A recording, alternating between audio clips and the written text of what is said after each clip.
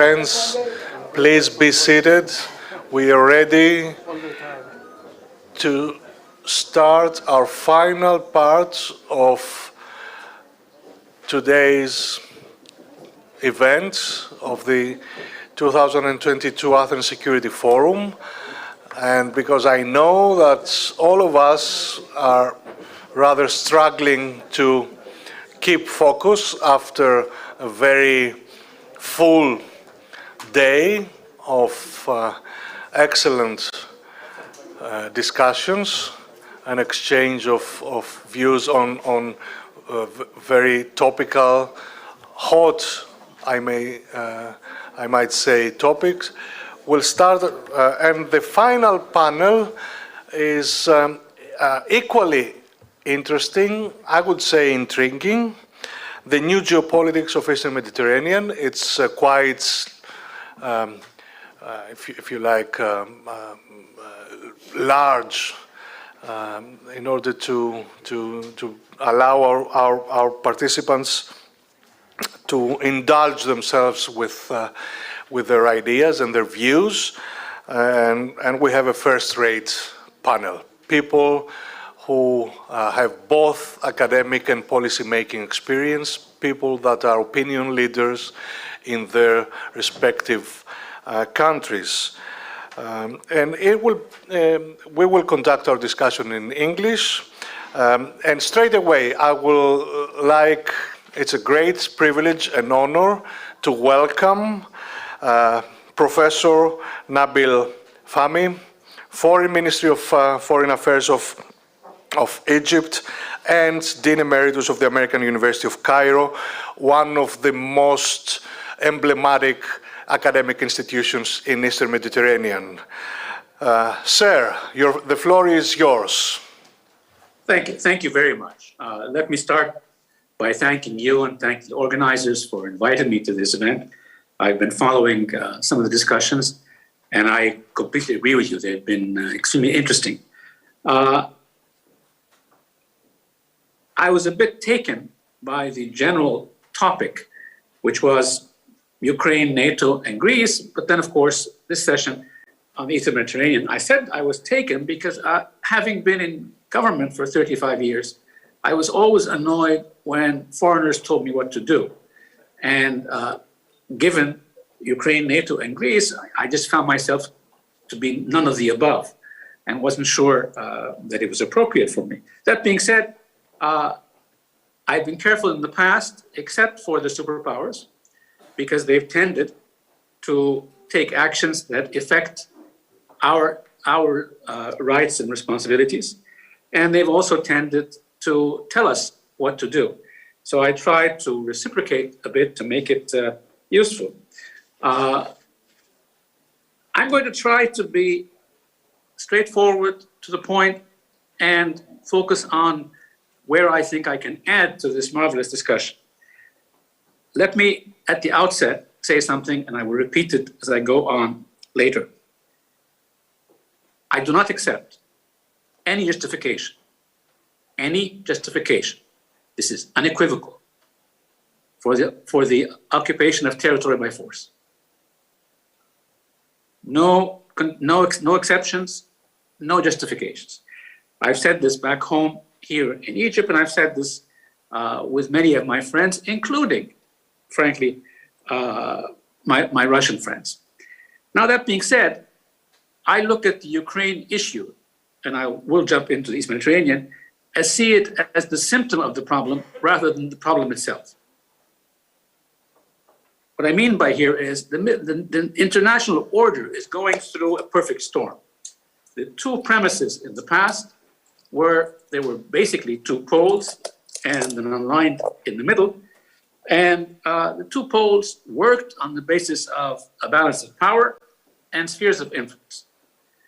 Now the balance of power shifted, and therefore the spheres of influence continued to be smaller and shorter, irrespective of whether this was happening upon the request of the nation states or happening to a balance of interest.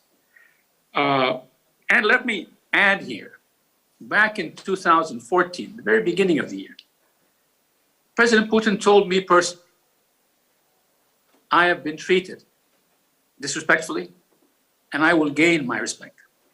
He did not say he was going to use force. And while I listened to him, and I understood what his concern was, I didn't know what he was going to do. This was just before Crimea and so on.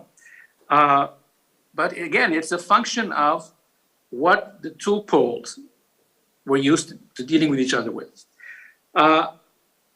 Let there be no misunderstanding. I will not justify acquisition of territory by force under any circumstance. But I would argue, just a quick reflection to the really distinguished colleagues who spoke in the session before us, I would argue that NATO needs to look at not why it was able to respond to Russia after it went into Ukraine, but actually why it wasn't able to deter or convince Russia not to take that angle before going into Ukraine. And I honestly believe, thinking backwards, that President Putin incorrectly chose what he felt was an opportune time to use force because the US was moving towards isolationism and Europe was divided among itself. But again, the world order needs to change. The big powers need to work on this, as do we. Now, the East Mediterranean. I have a map here, which I can't show you, but we have the unique situation where we have a proliferation of conflicts, any one of which can break out and create major complications between East Mediterranean countries, and therefore make these countries even less able to deal with major crises and dealing with issues that deal with the world order. I would argue, however, that the East Mediterranean also provides an opportunity. Opportunity because it tends to be medium-sized states. Opportunity because we have an emerging gas potential. And it's actually a win-win or a lose-lose situation. If we miscalculate our actions, everybody loses. If, on the other hand, we are sophisticated in doing this, then over time, everybody gains. And let me mention specifically, I can tell you that in Egypt's case, we have a lot of agreements with East Mediterranean countries on the issue of energy. And we have had very difficult relations with Turkey for some time, irrespective of the recent meeting between the President Sisi and President Erdogan. But nevertheless, in all of our agreements, when I was foreign minister and with my successor also, we always kept a provision in the agreements that would allow them to expand by mutual agreement of the parties signed and those who are not there. In other words, we would engage constructive partners, but we were not going to block out others if they wanted to cooperate. And of course, the others here was mostly the Turks. Now, I would argue that the energy capacity is a wonderful opportunity for Europe to diversify its dependencies on energy, be that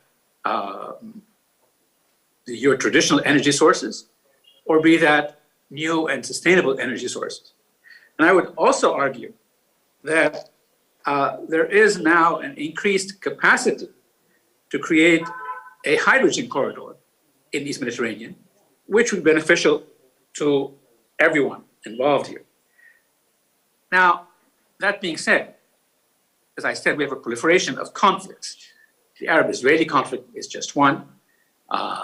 Cyprus, tensions between Greece and Turkey, and I can go on, but I don't need to repeat that to you. But let me also give you a more concrete example. My country, well, actually, it's not my country, East Mediterranean. There are 12 or 13 different East Mediterranean border delineations. 2 of them only are agreed upon. Cyprus and Turkey, there's no agreement. The argument is about the EEZ. Cyprus, Egypt, there was an agreement back in 2003. Our previous president wanted to cancel it, but the present president has kept it. Cyprus, Israel has signed one in 2010, but it hasn't been developed yet. Egypt, Israel, in spite of the increased progress we've had energy-wise, there's no official agreement on delineation. And there is overlap a little bit with Cyprus, Egypt, and Cyprus, Israel. The whole land base of Cyprus, northern Cyprus, that's of course complicated and problematic. Turkey and Syria, no agreement on the border. Cyprus, Syria, no agreement, although talks were held back in 2001. Lebanon, Syria, no agreement, even between the 2 Arab countries. Cyprus, Lebanon, an agreement was signed but not ratified by Lebanon. Just recently, Israel and Lebanon signed an agreement. And of course, there is the Gaza-Israel issue, where there are 2 agreements that provide Palestinian input, but they are under Israeli control. And finally, Egypt-Gaza, there's no agreement between us. Now, I mention these just by ways of examples, things that need to be solved and things that can be solved.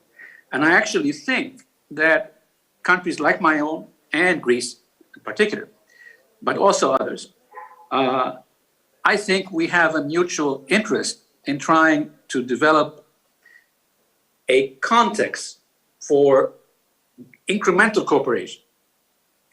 And it's not a hypothetical thing. It is not coincidental that 2 days ago, the Greek foreign minister was here, and I believe yesterday, the Greek minister of defense was here, meeting with their counterparts. And these meetings are not against each other, against anybody else. I want to be very clear here. Let me close. I'm going to jump over what I prepared to show you how important the energy hub is. But let me close with one suggestion. I actually believe East Mediterranean should start a forum. We have the East Med Energy Forum. That deals with energy only. I would actually argue that the East Mediterranean should create a forum as a kernel for a larger regional security structure in the future. And the forum should have in the back of its mind regional security, social and economic development, conflict resolution. But I think it should start, and this is my closing comment, I actually think it should start with focusing on confidence building measures in these areas in particular. In other words, I don't see it presently as a issue resolving forum, but I do believe that we can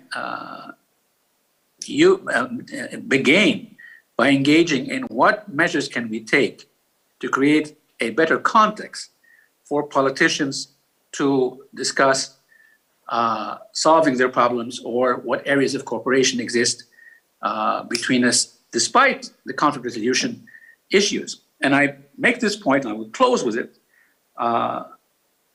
and clearly mention that the East Med Forum that Egypt hosts has members there that don't recognize each other and is open to others likewise.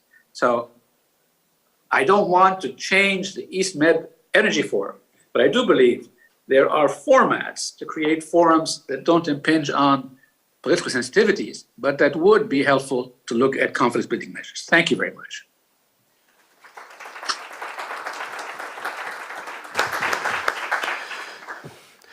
Well, thank you very much for laying out the context of our discussion, the very, very focused and tour d'horizon of the region, and by bringing out all the issues that are at the forefront of our strategic attention today. I understand that you are pressed for time and you have to leave us. Or are you staying with us? I'll be with you for at least another half hour. Okay, thank you very much. Okay, let's move then to our next speaker, which is Mr. Ioannis Bournous, who is a Member of Parliament for the island of Lesbos, and he is the Deputy Head of Foreign Affairs for the main opposition party, Syriza. Floor is yours.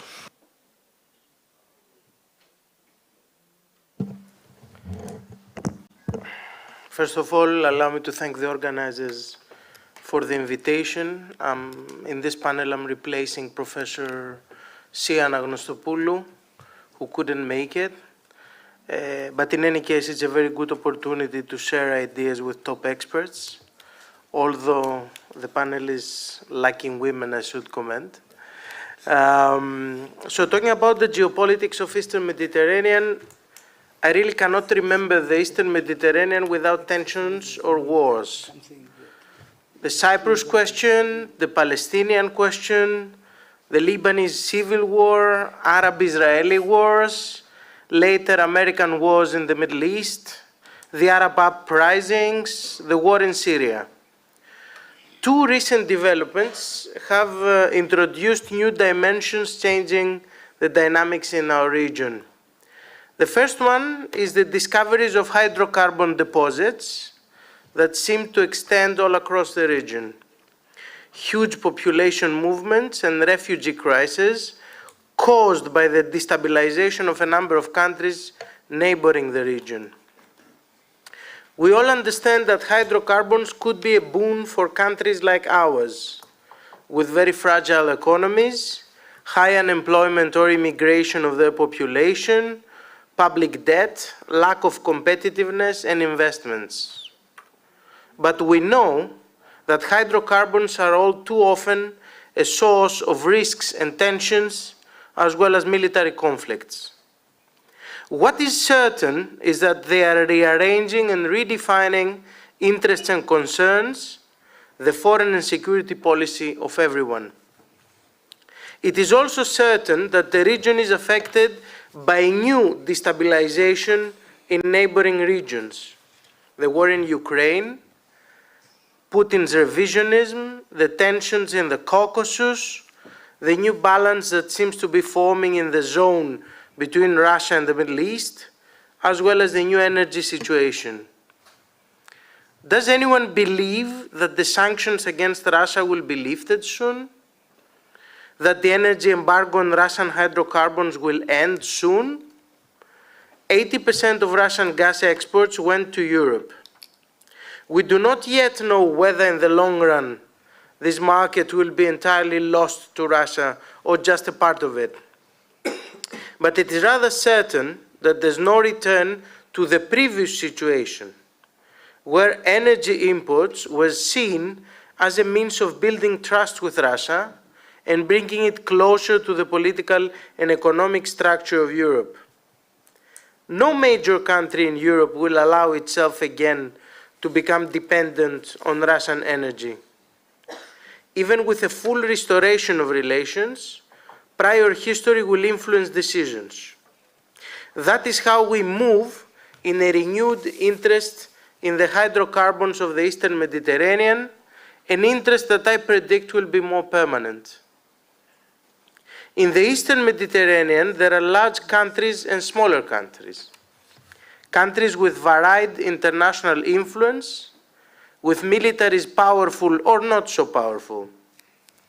It is understandable that some will be tempted to use their power to improve their position and to get a bigger share than what is fair. It is always possible for geopolitical rivalries to turn violent. But I think that everyone understands and we should agree that the war in Ukraine proves it, that the use of force is always a miscalculation with totally unpredictable consequences. We're fortunate to have tools in our hands: international law, the law of the sea, the International Court in The Hague.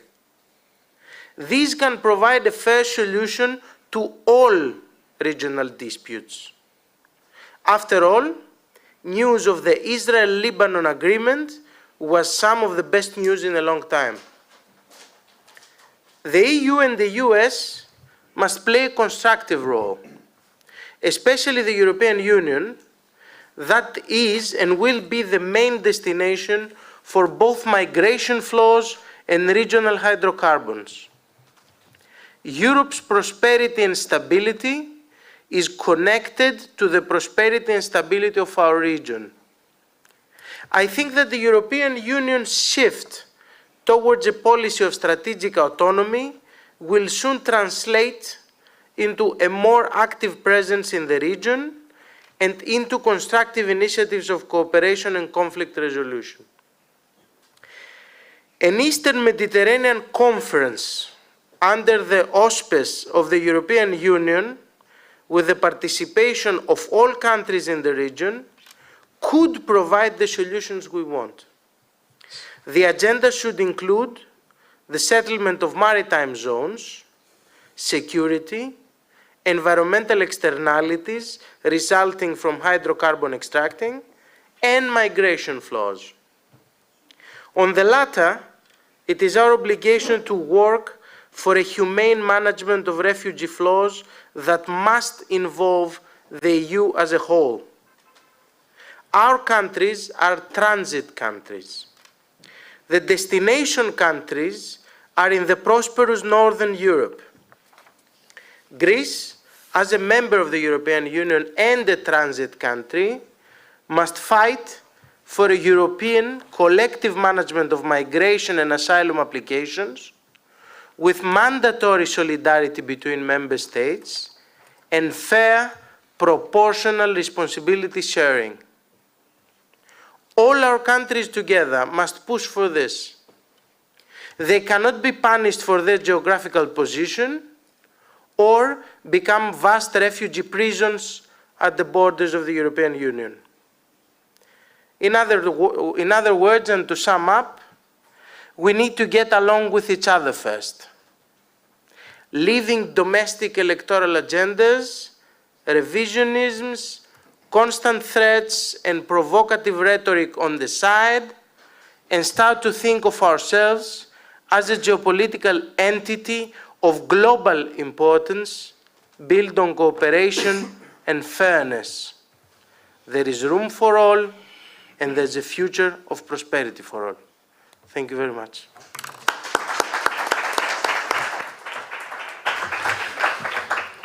Well, thank you very much for, among other things, bringing into focus the potential of the European Union, which is very interesting to discuss in a panel that is the European Union is underrepresented, which is very interesting. And also, thank you very much for pointing out the gender imbalance, not only of this panel, but of the conference as well. I take full responsibility, and I make a public pledge that next time will be as we should have been today. Anyway, let me now turn to Professor Ephraim Bar, who is the president of the Jerusalem Institute for Strategy and Security in Israel, the institution, if you are interested in sound strategic analysis in Israel and beyond, the most prominent think tank in Israel. An old friend, a precious friend. Ephraim, the floor is yours. Thank you for inviting me here. It's always a pleasure to be back in Athens. I will make 6 remarks, short remarks. First of all, the East Mediterranean is becoming strategically more important. First of all, because of its energy resources that were mentioned already. Also, we should realize that the east-west land routes were blocked by the Ukrainian war, and the Mediterranean Sea is an alternative. Its choke points, the Bosphorus, become more important because the Russians need it, and if somebody wants to help the Ukrainians, it has to go through the Bosphorus, and also the Suez Canal, because it is the route for transportation of energy, not the only route, but it is an important route for transporting energy from the Gulf. And of course, this makes Egypt a more important country. And there is another issue which makes East Mediterranean important, and this is the I-2 or U2 and U2. This is Israel, India, United Arab Emirates, and the US. Not long ago, Secretary of State Blinken called Modi when he was in the Middle East and tried to establish this new alignment, which basically is an alternative to the Belt and Road initiative of the Chinese. And the Indians, of course, are interested because they are competing rival of China. In the Gulf, we have a great, large Indian diaspora, and the United Arab Emirates is, of course, interested in good relations with India as well as with Israel and the United States. Israel is at the center of this new alignment, which has been initiated and remains to be seen how it will develop. But the Indians want to get to the Mediterranean. It's quite clear. And India is a rising power and a rival of China, which makes it more important because of the United States is competing with China. My second remark is the East Mediterranean remains the historic border between Europe, the West, and the challengers from the East, what ancient Greeks called barbarians. Turkey, of course, challenges Greece in Aegean, in Cyprus, in Syria, they are in Libya. Iran is in Syria, in Lebanon via Hezbollah that basically took over the country, in Gaza where Hamas is ruling, and even in the Balkans, nearby, particularly in Kosovo and in Albania. Russia resists NATO westward expansion and has a naval and air base in Syria. And we'll see how this will work out in the new developing world. Number three, as a result of the Ukrainian war, we see a Russia-Iran-China alignment. It's not clear yet how this development will influence the East Mediterranean, particularly Syria, but it may well affect the balance of power in the Middle East. Will we see a nuclear Iran that can project easily power into the East Mediterranean, into the Balkans? Its missile range reaches all Eastern Europe, and they are developing even longer range missiles. Four, we cannot count on US being here. We heard today that this is a simplistic view. Yeah, but sometimes truths are very simple. The Americans are busy in Ukraine, are busy in other places, rightly so, trying to contain China. And I'm not sure that they will have a presence, a serious presence in the East Mediterranean.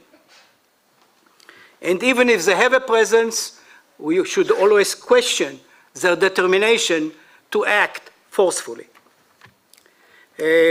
Number five, the Cyprus-Greece-Israel alignment is the corner of stability in the East Mediterranean.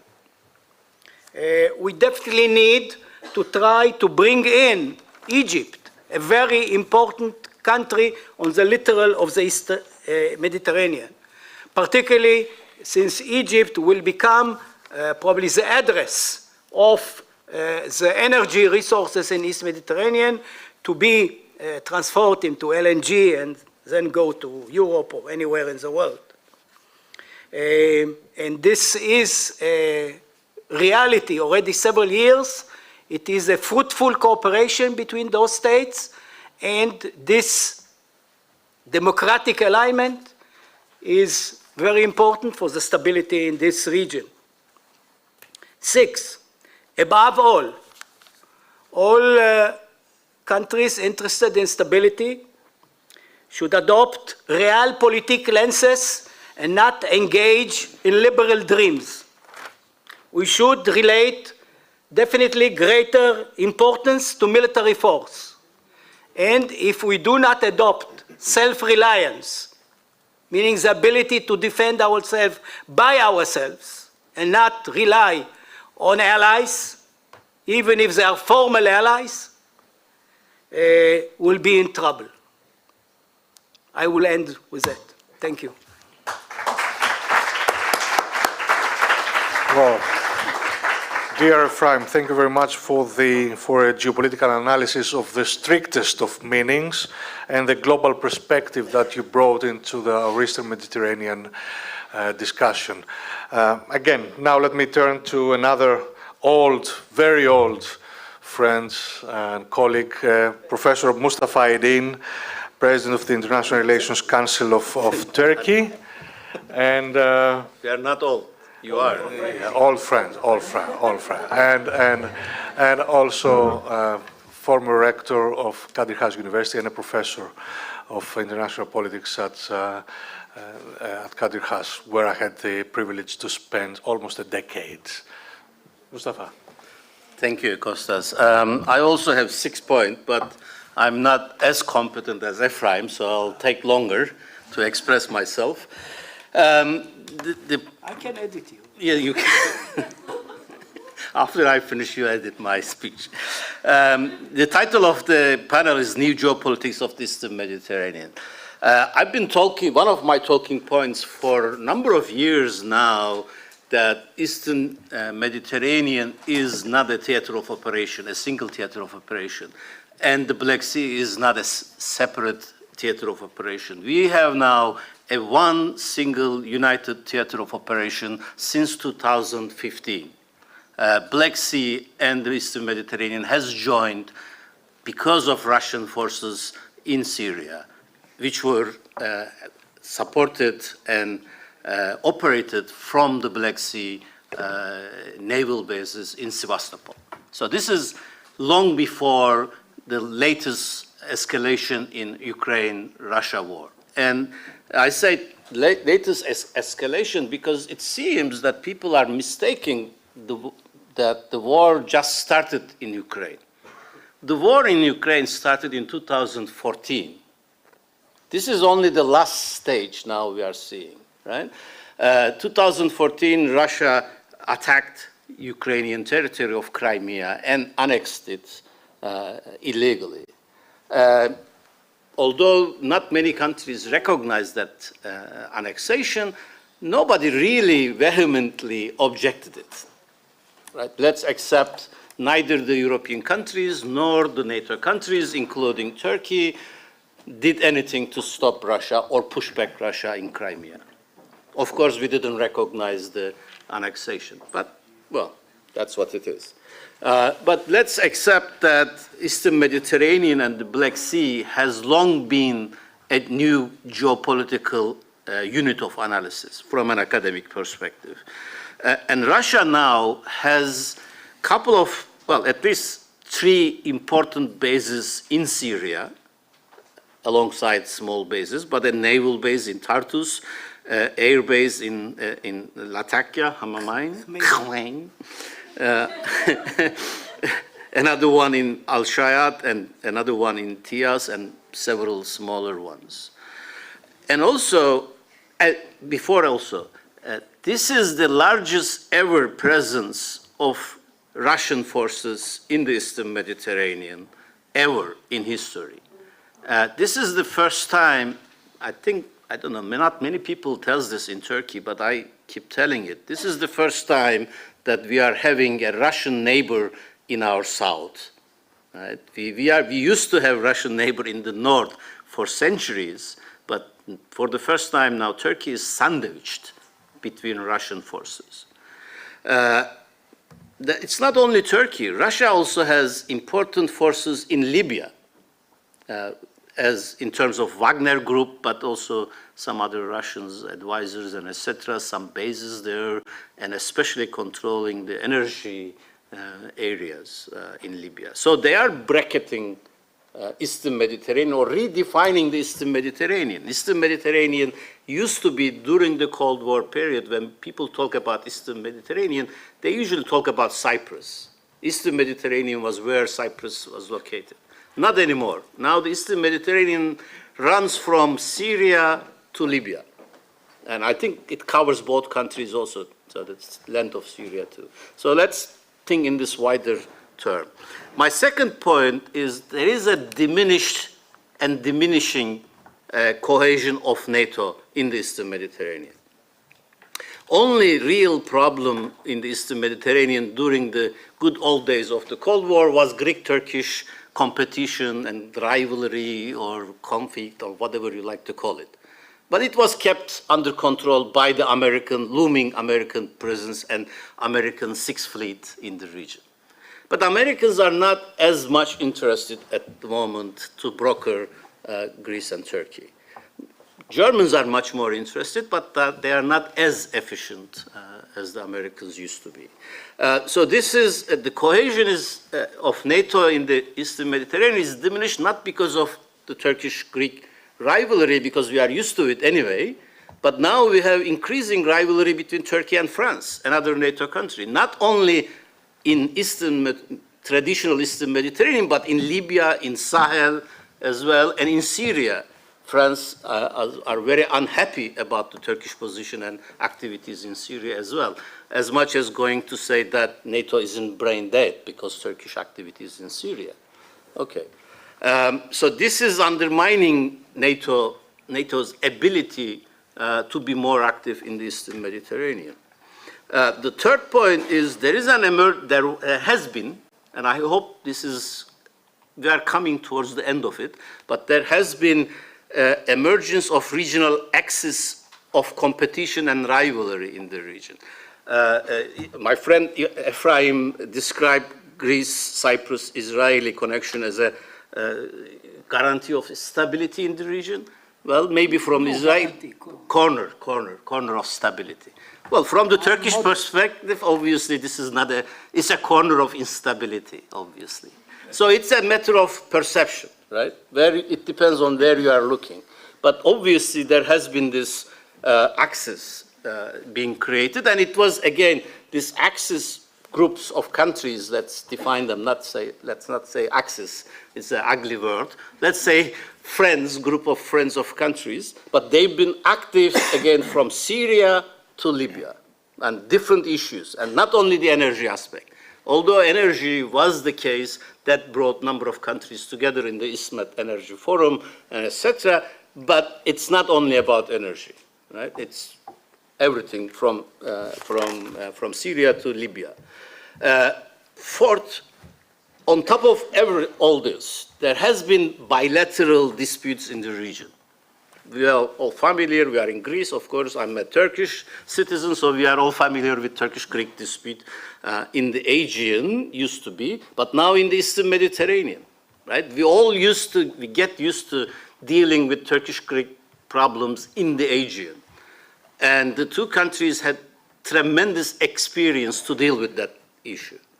We had moratoriums, we had different aspects, different various ways, methods of dealing with that. But now it's spilling over into the Mediterranean and Eastern Mediterranean. That's more dangerous. And of course, the age-old problem of Cyprus. And it's seems there was a moment in last 10 years, couple of moments actually, of possibility of solution. We found ourselves in number of cases, in number of times, at least twice, in very close to solution, and we lost those opportunities. Now, the country, the sides are divided more than ever. The Turkish side, Turkish Cypriots, and Turkey are pushing for a different direction that they never pushed before in Cyprus. So this is not that easy. Let's not ignore Cyprus. And I keep telling this whenever I talk about Greek-Turkish relations. One of the problems in Greek-Turkish rapprochement in the last 20 years was that we ignored Cyprus problem. We thought that we could leave Cyprus aside and go ahead with Turkish-Greek relations. That's not the case. Cyprus always come back and ruin the things. So that's there, it's still there.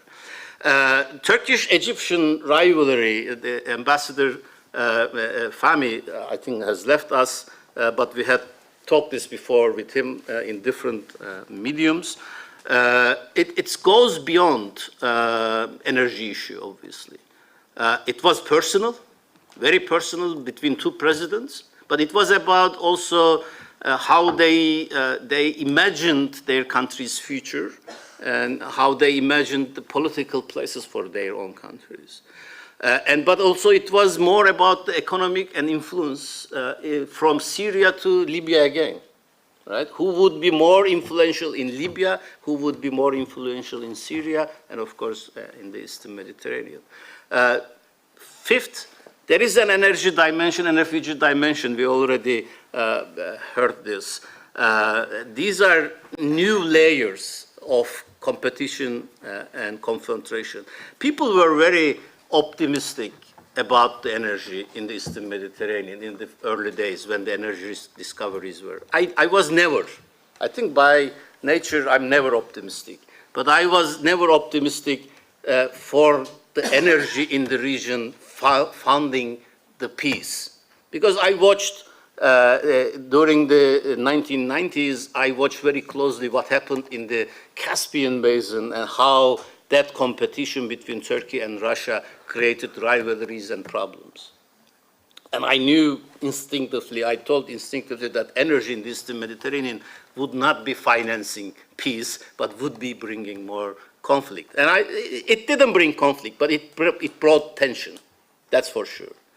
And in the eyes of EU, of course, especially after the Ukraine war, the energy dimension had become much more important. Then, for the first time in recent years, then the refugee dimension.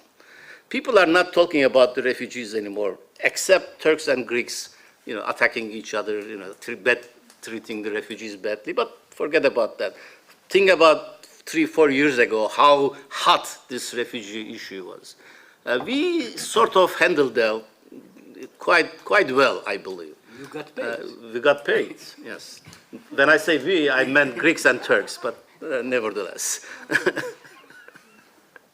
But now the energy is becoming much more hotter topic as far as the EU is concerned. Finally, let me make a point about Turkey. Energy is an important, obviously, for everybody, but for Turkey too. But it's a secondary issue. Let us not make a mistake why Turkey has been so active in last couple of years in the Eastern Mediterranean. It's not about energy. It might look like it, but it's not.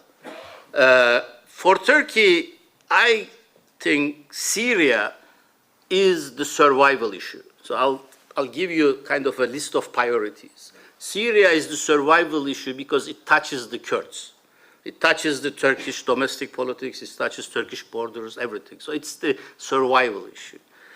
Aegean, and maybe now is part of the East Med but Aegean is a sovereignty issue for Turkey. The discussions about the islands, the militarization, territorial waters, continental shelf, everything, it's not a survival issue, but it's a sovereignty issue. But it's secondary, but it's important. And I think Ukraine, as well as Cyprus, I'm going out of limb here, Ukraine and Cyprus are regional security issues for Turkey. So let me repeat it again. They are not survival issues, they are not sovereignty issues, but they are regional security issues.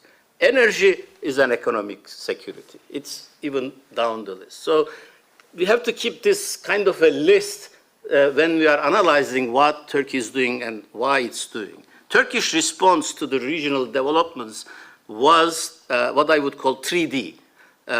Turkey felt when ISMET Energy Forum was established, not only by the regional countries, but it was supported by outsiders, including United States and France, Turkey felt that it was left out, accepted and granted that Turkish actions left it friendless in the region, that's for sure, but nevertheless the end result is being left out and being isolated. The response was 3D, drilling, diplomacy, and deterrence. Right? And they are all combined. Drilling is not for energy resources. And diplomacy is not for the sake of friendship. And deterrence is not for aggression. These are all tools to create an environment where Turkey has a place in the Eastern Mediterranean, where it was felt isolated, how we thought how we can break out this isolation. Out of this came more emphasis on naval forces, agreement with Libya, and further exploration in the Eastern Mediterranean. Of course, all this has created more tensions. Nevertheless, you can face and you can accept the tensions. Finally, recent developments. The war in the north is affecting everybody's calculations. The war in the north making all this layered confrontation in the Eastern Mediterranean look small. Because war in the north is more about more issues rather than this, the regional Eastern Mediterranean rivalry over refugees or energy or territorial control. It's about the future. It's about future. So everybody is recalculating. And I think Turkey also is quietly has been doing recalculation of its foreign policy and of its security policies. And we have seen the results of this in last, I would say, 8 to 10 months. Turkey has been reaching out to United Arab Emirates, Saudi Arabia, Israel, now Egypt. When I was interviewed just before this panel, I said Greece will be the last because it's the old friend and its old rival. And it will be the last because, unfortunately, this is the election year in Turkey, in Greece, and in Cyprus. That's once in a decade or once in 2 decades, and it came this year. But let's look at from other perspective, from other side. This is a window of opportunity is coming for the Eastern Mediterranean, for the Greeks and the Turks. That's after the election. There will be no major general elections, if not early elections, in either of the country, in Turkey or in Greece. That will give us a time to heal the relationship, because elections and politics in the both sides of Aegean doesn't help confidence building, and it doesn't help conflict resolution.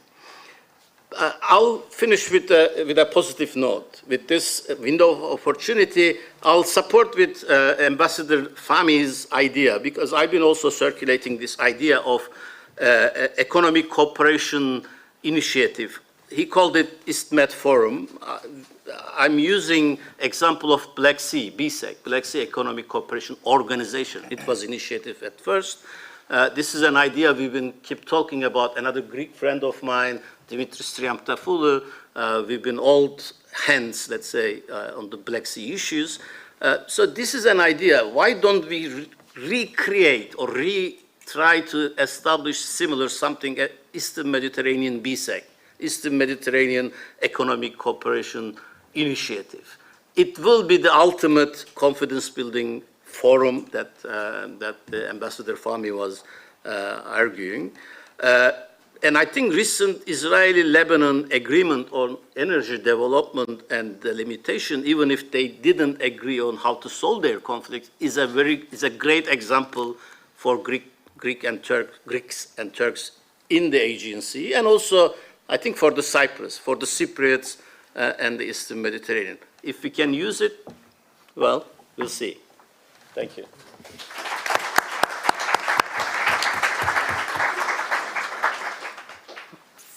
Thank you very much. And let's go quickly to another friend and colleague, Professor Manos Karagiannis, who is a reader in international security at the Department of Defense Studies, King's College, London, but also a professor at the University of Macedonia in Thessaloniki, and also a regular lecturer, a fellow at the Royal United Services Institute, RUSI. So, Manos, please, let's wrap it up in a rather provocative way. Do I have 10 minutes? Okay. I hope you don't mind. I usually give my presentations in English, but I will take the opportunity to speak. Yes. Yes, if we have. Yes, if you don't mind. Yes, yes. Can I have a set of. Okay. Yes. Λοιπόν, σε 10 λεπτά θα προσπαθήσω να... So, in just 10 minutes, I will try to wrap it up and share with you my view. When Mrs. Afendouli some weeks ago told me and invited me to participate in this event, of course I said yes. I saw the names of the panel, and my first idea was, what should I say to that panel? What will be my news to that panel? Because we have a former Minister of Foreign Affairs of Egypt, quite experienced person, and two colleagues, members of the academia, who are very experienced.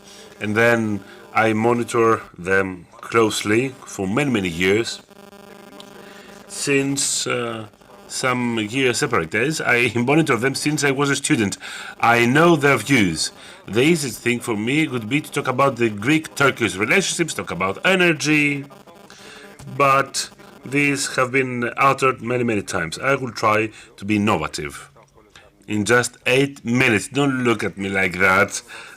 Kostas, I will be very brief.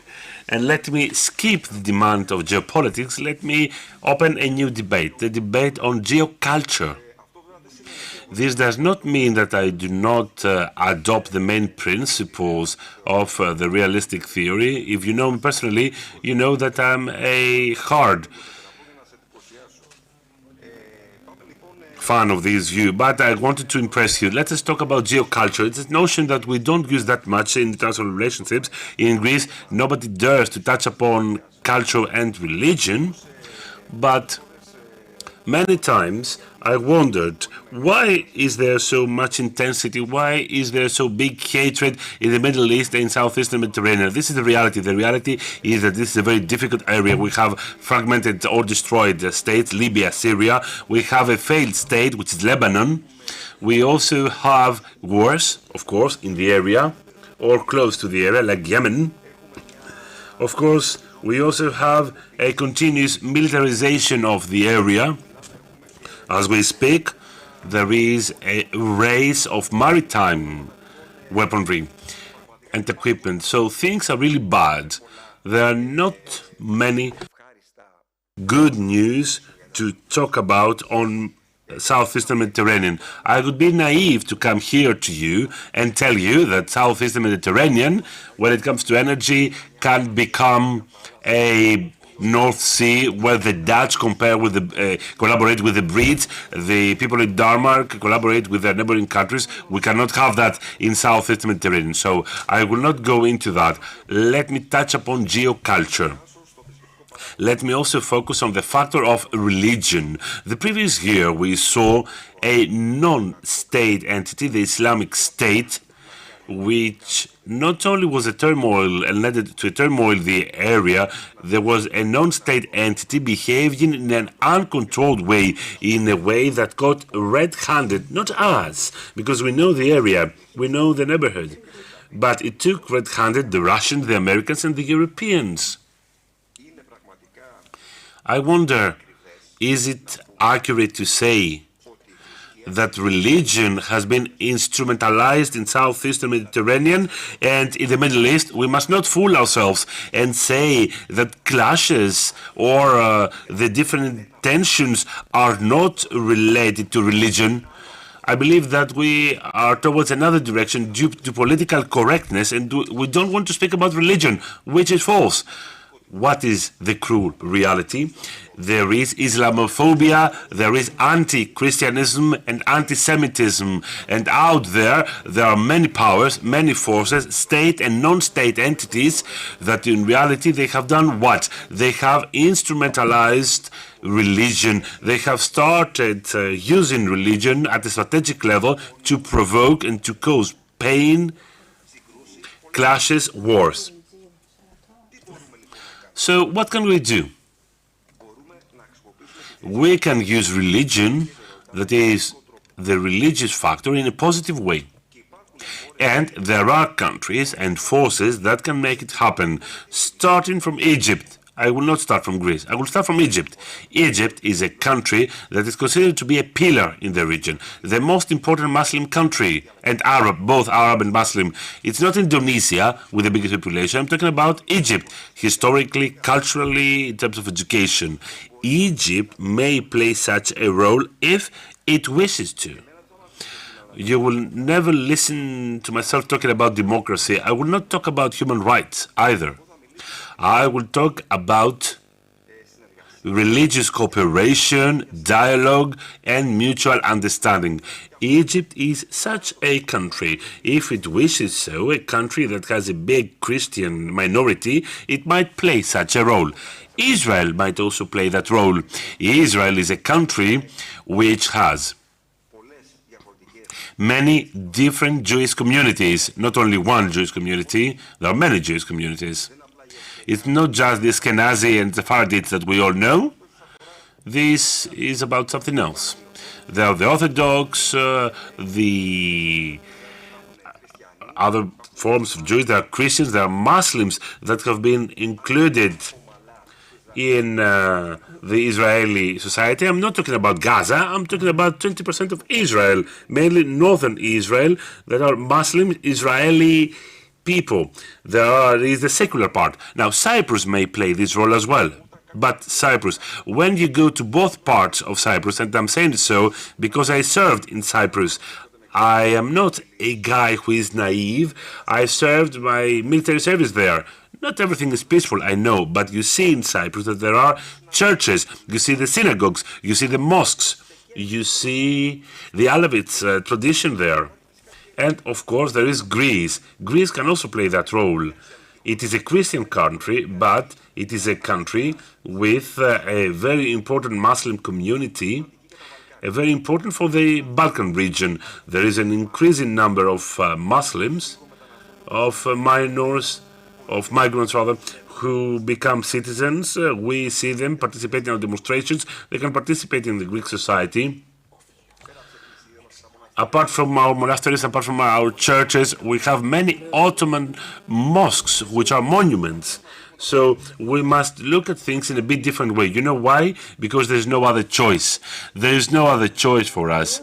I will never tell you that Greece should never have a navy. I will never tell you that everything is rosy or peaceful out there. But there are big forces that overcome Greece and Turkey. The only thing that they want is what? They want everything to be dismantled. And let me give you another final point. Let us forget about ISIS. Let us forget about what's going on in Libya. The biggest enemy of all of us is climate crisis. So I was looking in the airplane because I just came to Greece. Well, I was paying attention to the following. What will happen in our region? My children will experience that in 30 years' time. How our region will look like in 30 years' time, our region could not be inhabited. It could not be inhabited any longer. When temperature will be 45 to 50 degrees Celsius, when precipitation will decrease by half, when the sea level will have risen so be so much so that cities like Beirut will be flooded, then our problems with the Turks that might seem very important today, and I'm deeply concerned about it, of course I'm concerned, but then in the future this might seem not so important. It might not seem so important, this problem. So let me end with a proposal. Let me end with a suggestion. Religion might be used not just for reasons of destabilization and clash, but also for a positive reason. In 2015, there was the summit in Paris. Nobody, or almost nobody, paid attention to the following, that 154 religious leaders voted for a resolution, many coming from the Middle East. We had the Patriarch of Jerusalem and the Archbishop of Cyprus. They demanded from political leaders in the name of Christ Yahweh Allah to do something to fight against climate crisis. The Greek government, even if I don't agree with Mr. Kodzias, I'm saying so publicly, just to be frank with you, I don't play games today. In 2015, there was an international summit that took place in Athens on peaceful coexistence. I disagree with Mr. Kodzias, broadly speaking, but this was a brilliant proposal and a brilliant initiative back then. Greece could play this role, not contrary to anybody else, but in cooperation with everybody else. So, religion and the Abraham agreements demonstrate exactly that. At the end of the day, we don't have so many things that set us apart. Geopolitics, okay. Energy interest, we know, no doubt about it. But I'm telling you, and this is the end, in 30 years' time, all that might sound weird and tragic. We must see what unites us. What unites us, in my view, is not money. It's not cooperation just for the pipelines, because by definition, somebody will be excluded. In this game called exploitation of hydrocarbons, there can be no win-win situation. I cannot tell you now that there will be a pipeline, that this will cross Cyprus to solve the problem in Cyprus. No, we cannot do it. But what we can do is to have a parallel discussion, a parallel dialogue at the level of churches, at the level of civil societies, like Mr. Kodzias wanted to. And then let us discuss in the midterm or in the long run. Okay, now, okay, we shall fight. All right. We cannot find a solution, so let's fight. But what can we do 20 years, in 20 years' time, in 30 years' time? And let me repeat, this can be done with the proper use of dialogue in terms of culture and religion. Let us go from geopolitics to geoculture. Thank you. Well, dear Manos, thank you very much. I should have been more strict with you speaking in English, because Professor Fahmy could not follow your submission. But anyway, you know, I'm tempted very much to let you know that Manos Karagiannis holds 2 PhDs. The second one is on religion and theology from King's College. So he is an expert. Okay, he's not just someone who advocates. Okay, well, now. Good. The floor is yours. Let's get 2 or 3 questions. We have 15 minutes before the conclusion of our event today. I can see 2 hands. Please. Thank you.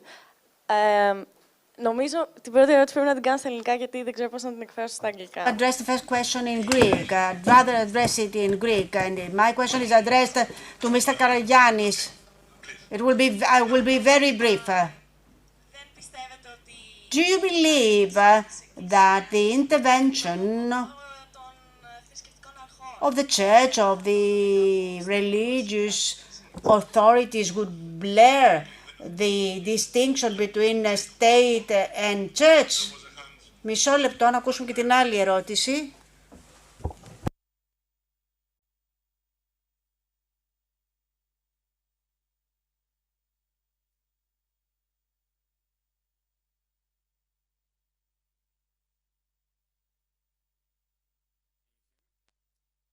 Question is for Mr. Bournous. First of all, thank you for being here and listening to us.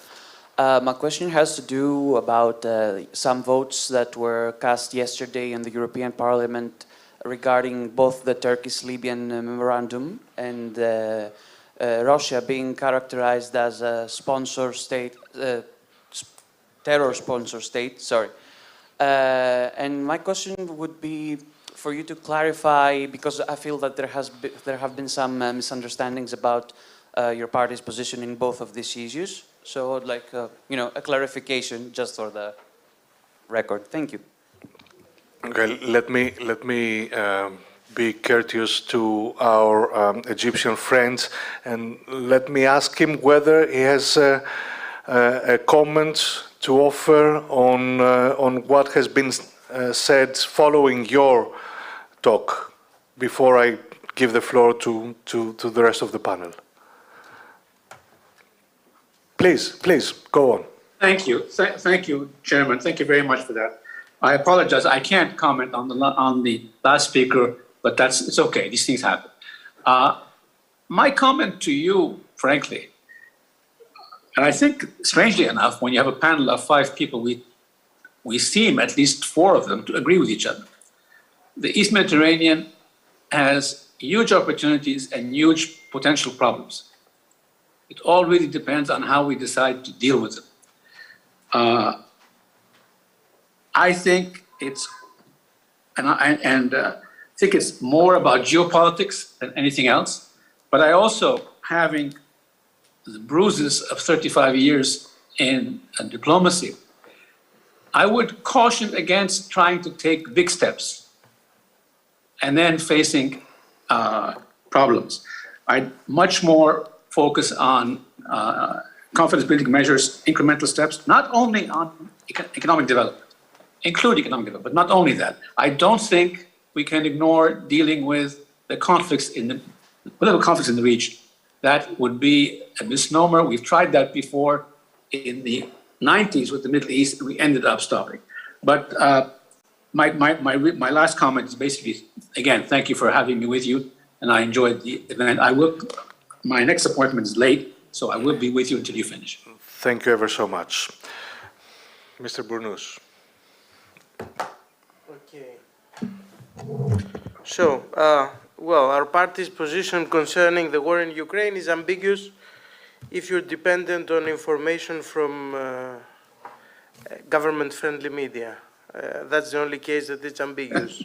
With our stance both in the National Parliament and in the European Parliament, we have clearly stated, with official positions of the party being published since the beginning of the Russian invasion, that we stand on the side of the people of Ukraine. We supported the handling, the immediate acceptance of refugee flows from Ukraine and management by the European states. Greece is among them, and there has been a very just management of Ukrainian refugees in full comparison with the EU policy in 2015-2016 that let our country alone. We clearly condemned Russian imperialism and revisionism of the Putin regime in order to justify this invasion. We supported the immediate sending of humanitarian aid. We have a different perspective than the current ruling party in Greece concerning the engagement of Greece on sending military equipment to Ukraine, but that's another long discussion. Concerning your very concrete question about the role of Russia, our position, I repeat, is crystal clear. We fully condemn the Russian invasion, and we demand the immediate withdrawal of Russian troops in order to find then some kind of resolution of the conflict, which in my opinion, is quite difficult right now. It seems that we're moving towards a frozen conflict model. I see this as the most viable scenario for the next period, but even this is debatable. And concerning the second question, again, our position is crystal clear, and I think that this is a position of all the political forces in the Hellenic Parliament. Since the very first day of the announcement of the Turkish Libyan memorandum, our party has denounced it as illegal and as non-existing. You know the chaotic situation concerning who's governing Libya. And in this sense, we have denounced it numerous times, both in the National Parliament and the European Parliament. So I think there's no ambiguous stance here. Thank you so much. Professor Karagiannis. Okay. German philosopher Jürgen Habermas, a very prominent European philosopher, came up a few years ago with the concept of post-secularism. It's an illusion to believe that in this part of the world, religion plays no role. In Greece, there is no separation between the state and religion. And let's be very honest here. The church, whether we like it or not, is very influential. Cyprus, the same. Egypt, yes, it's a secular state, where, according to its constitution, every legislation must respect Sharia. Israel is secular, but Israel, more than anything else, is a Jewish state. It's a self-declared Jewish state. So, no, this is not Western Europe. In this part of the world, religion still is very important. Whether we like it or not, whether we will acknowledge this or we will hide it. So why not to turn this into a positive force? And I'm telling you, this is not my crazy idea. We have already the experience. We have already some dialogue. It's just that states, governments, will always emphasize, hard power. It's fine for now. It's not fine for the next 20, 30 years. And okay, I understand, Professor Mbar, what you just told me about Hamas. I'm not saying that, everyone will subscribe to this idea, Hezbollah, Hamas, or no, but there are enough forces out there that they can start the dialogue. Guys, they don't want to talk. Okay, a second set of questions. Now I can see 1, 2, 3, 4 hands, 5. Let's take all together and then we can conclude our session. One and then the rest, please. Thank you so much for this discussion. Just. Yes, thank you. Mine will be a more theoretical one. It will be about the new geopolitics. And given that we have so many academics here, I would like to ask, now we don't have a system of balance of powers anymore. It's a kind of a new system that emerges, that is bound by rules, but forces, yes, there are rules that can or cannot be implemented. So force is a very important factor. What I would like to ask is how you see the new geopolitics, the role of new geopolitics in this system, and how cooperation and economic interdependence could play a role in this. Okay, that calls for your final follow-up comments. Thank you. Okay, let's be quick, please. Hello. Thank you all, gentlemen, for your insightful remarks. I have a question towards Mr. Riding. I would like to ask, you said on your speech that Turkey felt more or less isolated from East Med and kind of left out. But in which terms and on what basis Turkey aims to have a dialogue with its neighbors? Because we see actions such as the Turkish-Libyan memorandum and also threatenings from even the president of the Turkish Republic. So in which terms Turkey wants to have a dialogue or cooperation, or does it even want to have cooperation or dialogue? Because at least from this side of Aegean, it doesn't seem like that. So I would like your remarks on it. Thank you. Please raise your hand. Yes. 1, 2, and that's it. Okay. Thank you very much for your remarks. I would like to address a question to Mr. Bournouz. I get what you said about the maritime law and the international law as a tool to protect the stability in the East European area. You let me be a bit pessimist about that. I would like to ask you, since we have Turkey that questions the status quo of the area, sometimes based on law, we have Greeks that tries to support our thesis based on the maritime international law. I would like to ask you, at what extent you believe that law is able to play this role in the stability of the area? Thank you. Okay, and the final one.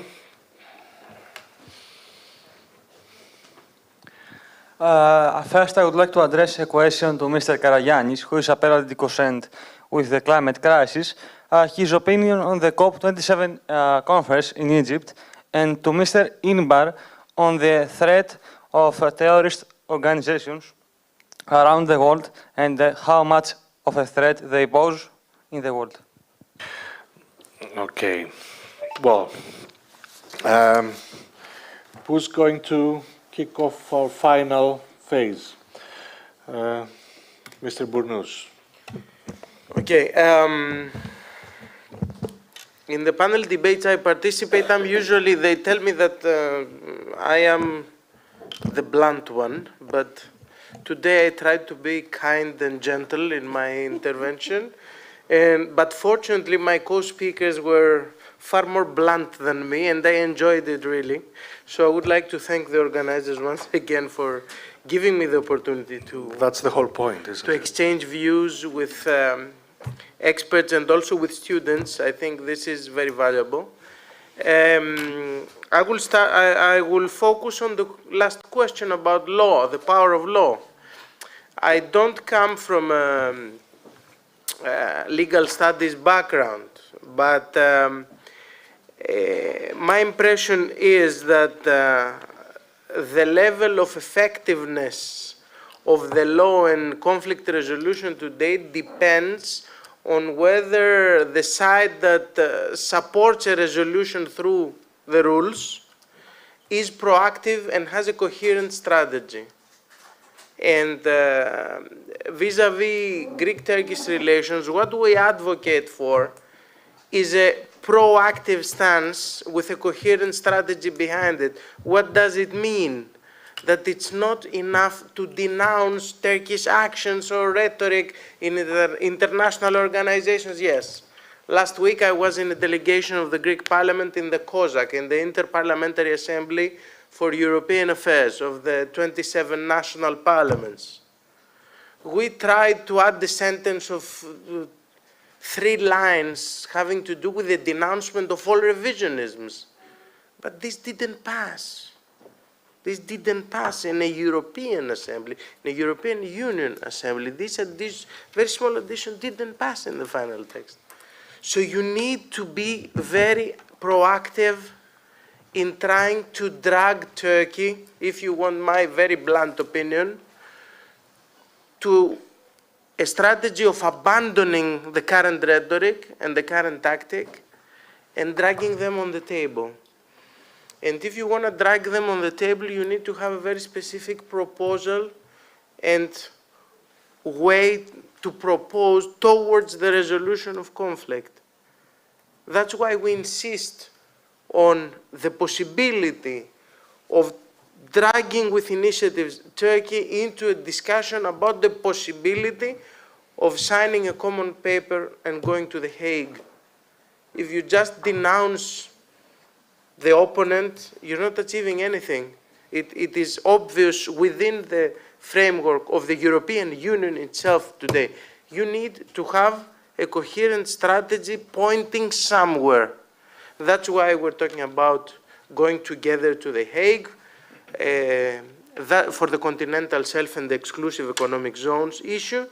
And that's why we're also advocating in favor, as I mentioned in my presentation, of an Eastern Mediterranean conference, which will not include only the exclusive economic zones, but it will also include the whole parts of the agenda that make our life harder. The difficult points, the hot potatoes must be put on the table. So, when we're addressing to the European Union about the Greek-Turkish problems, which are at the same time Euro-Turkish problems, we are demanding the European leadership to be strict and play according to the rules when Turkey is violating this or that.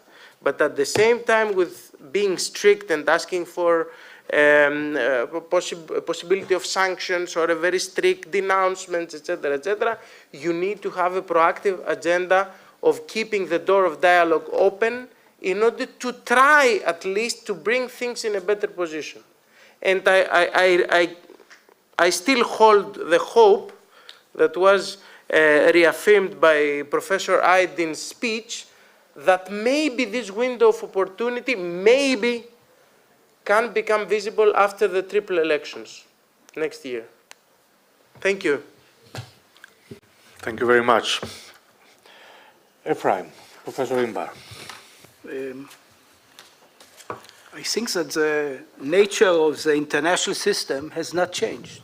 It remains so because a simple reason. We don't have international police. There is no international sovereign that can impose the international laws. International laws are a mere recommendation. And if a state doesn't want to accept it, doesn't accept it. That's it. And uses force. Even the UN accepts use of force for self-defense. And self-defense can be explained in many ways. So that's the reality. Don't fool yourself about going to this court or the other court. Sometimes you have to fight for what is important to you. About the question about terrorism, terrorism, in my view, is a minor threat, is a secondary threat. Terrorism, we should remember, is a weapon of the weak. The strong don't use terror. The strong use tanks, airplanes, which terrorists don't have. If there will be nuclear terrorism, maybe it's a different issue. But generally, terrorism is a secondary strategic threat for any country.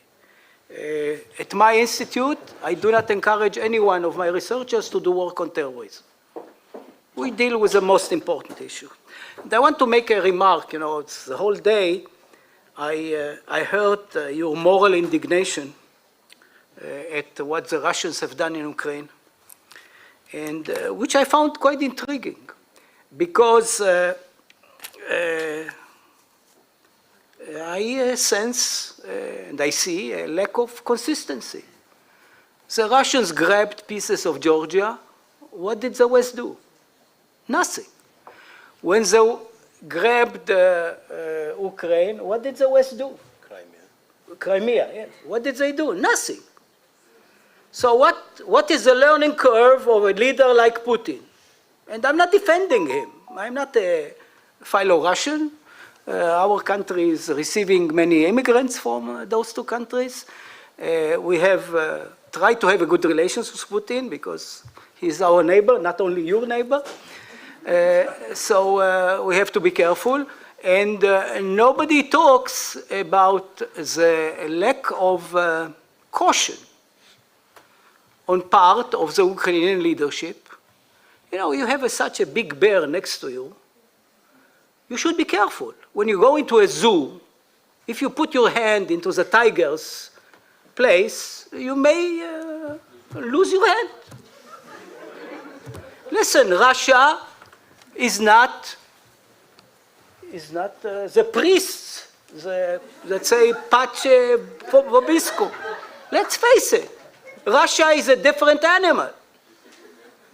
And I must say that with all the sympathy to the Ukrainians, I think that the continuation of this war is destroying their country.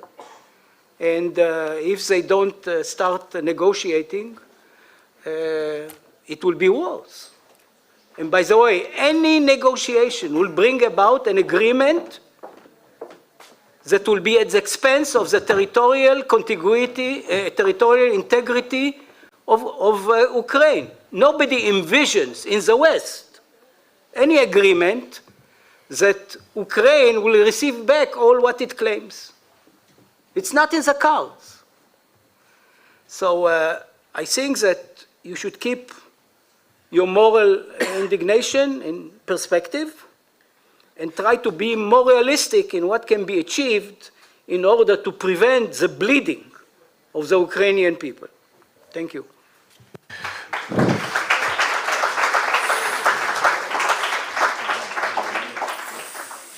Thank you, Ephraim. And Mustafa. Yeah, I'm usually accused of being cynical, and it's refreshing to find somebody more cynical and realist than I am here. I realize why I like Ephraim. Thank you for the compliment. Exactly. That's why I like you. Let me start with the international system, and I contradict here Ephraim, actually. There was an international system, and we are moving out of it, obviously. This is a period of change in international system. As a result, I argued previously that we have seen the return of geopolitics, meaning that realist politics came back with all its goods and bad sides, and I think Russian actions in Ukraine is an example of that. And by the way, the rule-based international system is an invention. It's an invention of United States, and it's an invention of United States hegemony. And Putin has been saying this for years in a number of places, and some places that I heard from him saying that he doesn't, Russia and China included, they don't want rule-based international system. They want what he calls institution-based international system. And again, this is a euphemism. Like the Americans, when they're using rule-based international system, they are meaning that American continuation of American hegemony.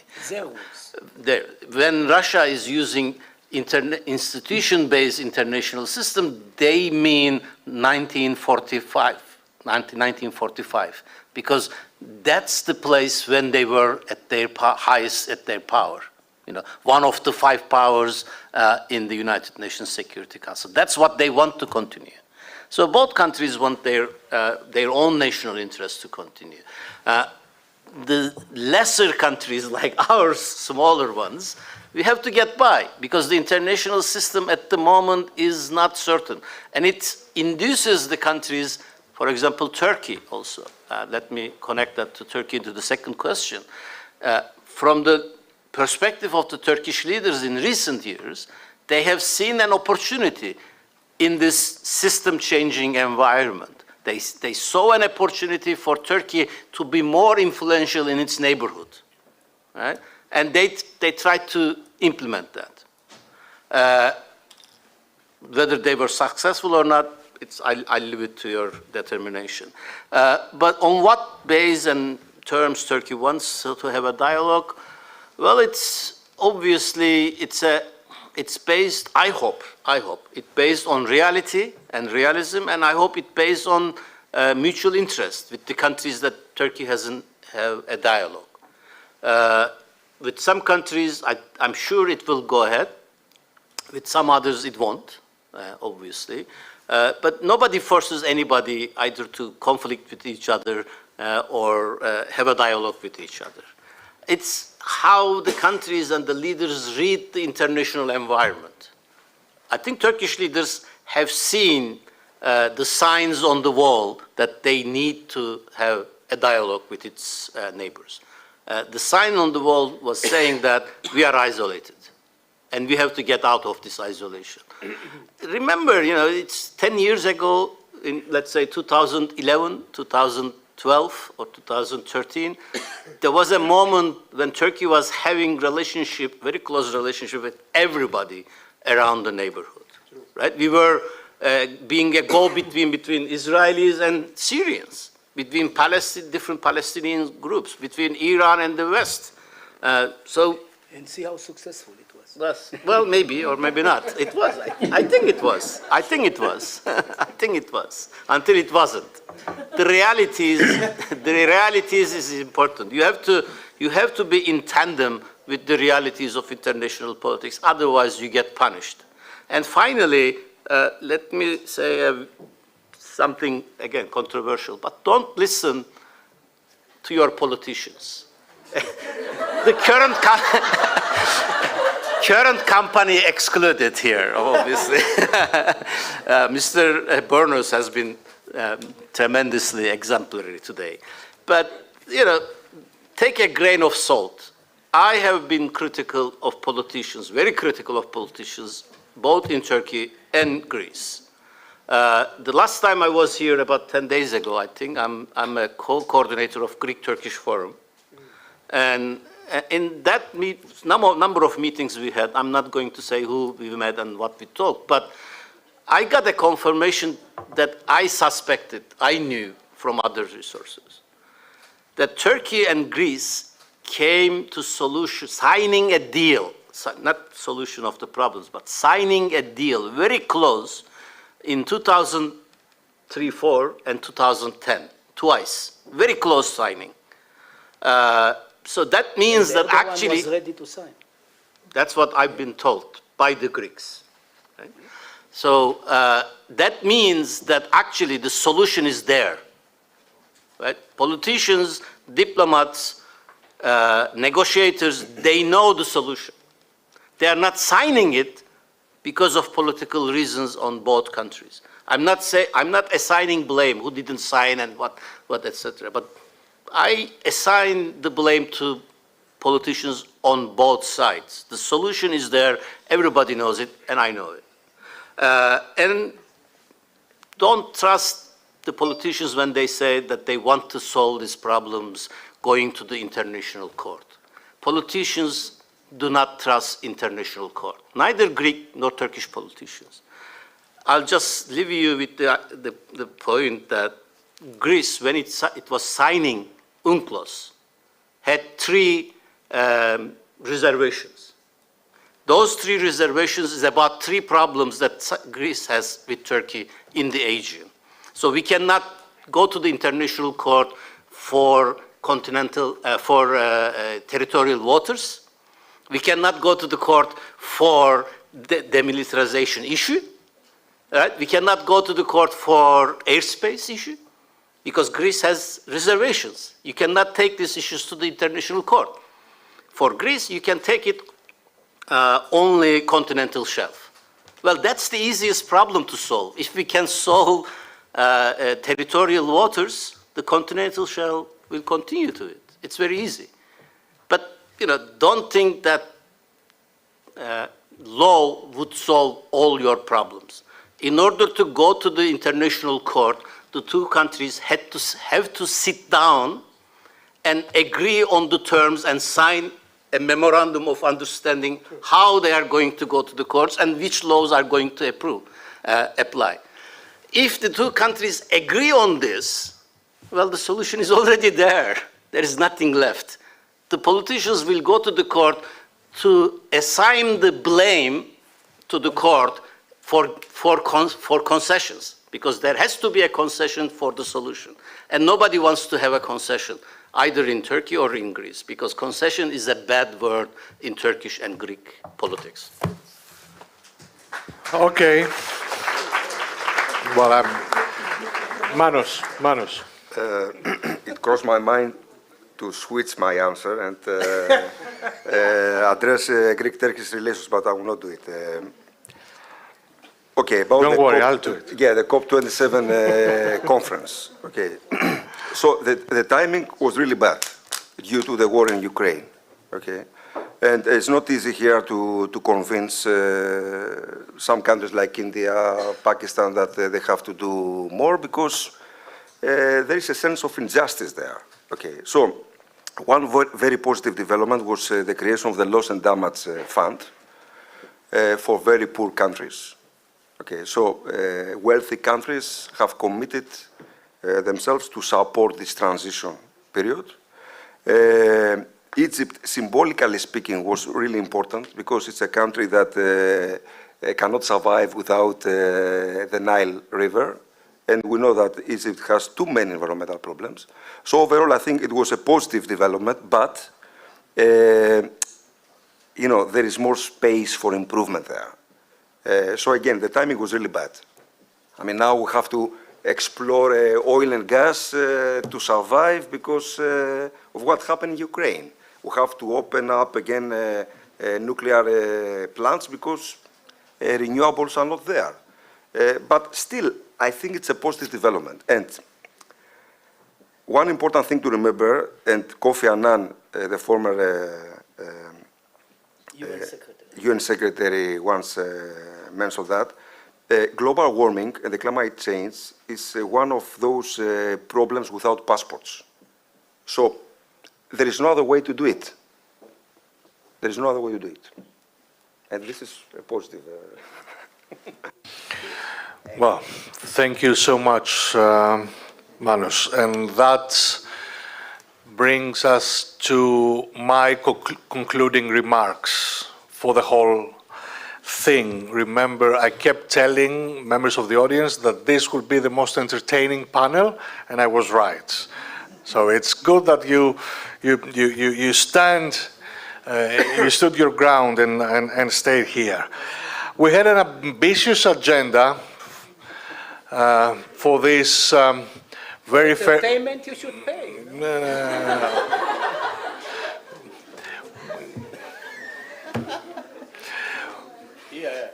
Okay.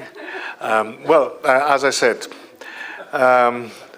when we were designing that event with Inoa Fenduli, who has been instrumental, and she is the first to thank part of the ED's team, but thank you very much, Ino.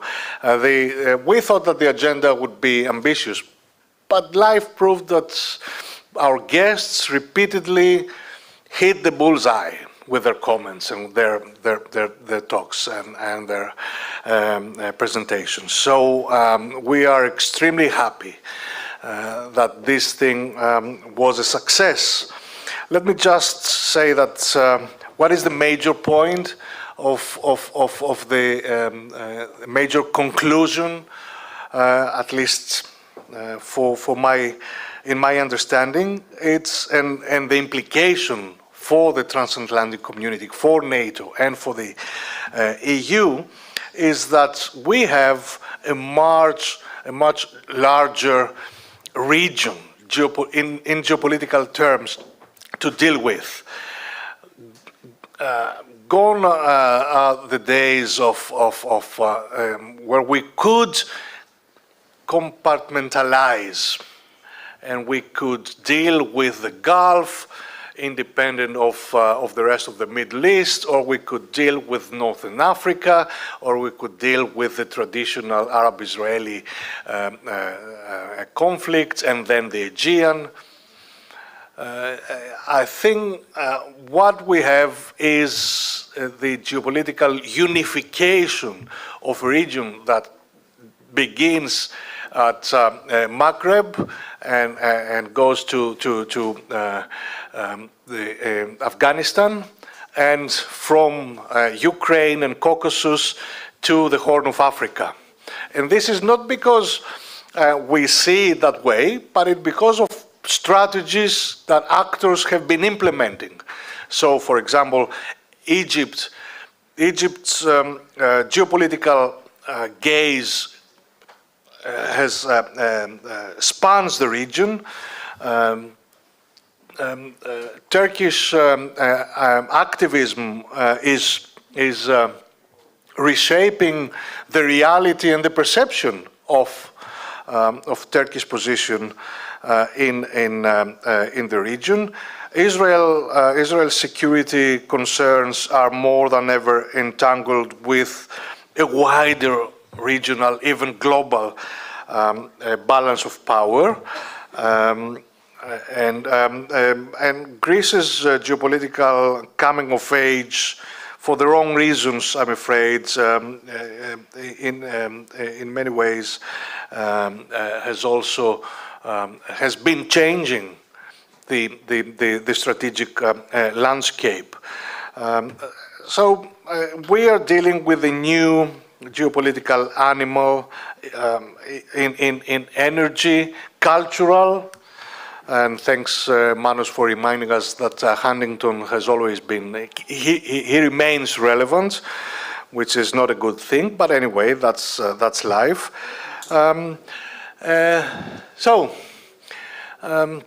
Thank you very much. Let me thank the IDIS, the Institute for International Relations team, our volunteers, our staff,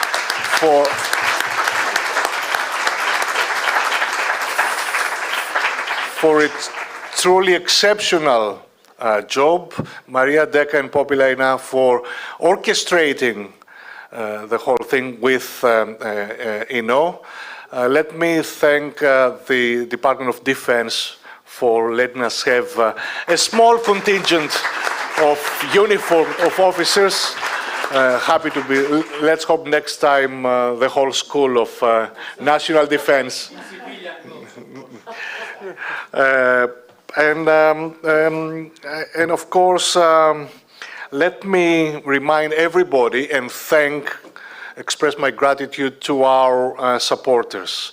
NATO, Public Diplomacy Division, very generous. The Konrad Adenauer Stiftung for picking up the bill for this event, which is of course the European Parliament and the Martin Center for also supporting us, and of course the Harriman Institute at Columbia University, and the municipality of Athens, the city of Athens, and the mayor Kostas Bakoyannis for also being very supportive and provide us with the visibility that we need. We are planning a rich menu of events for the next year or so, and we also looking forward to welcome you all next year in the 2023 Athens Security Forum. Please stay tuned. Thank you very much.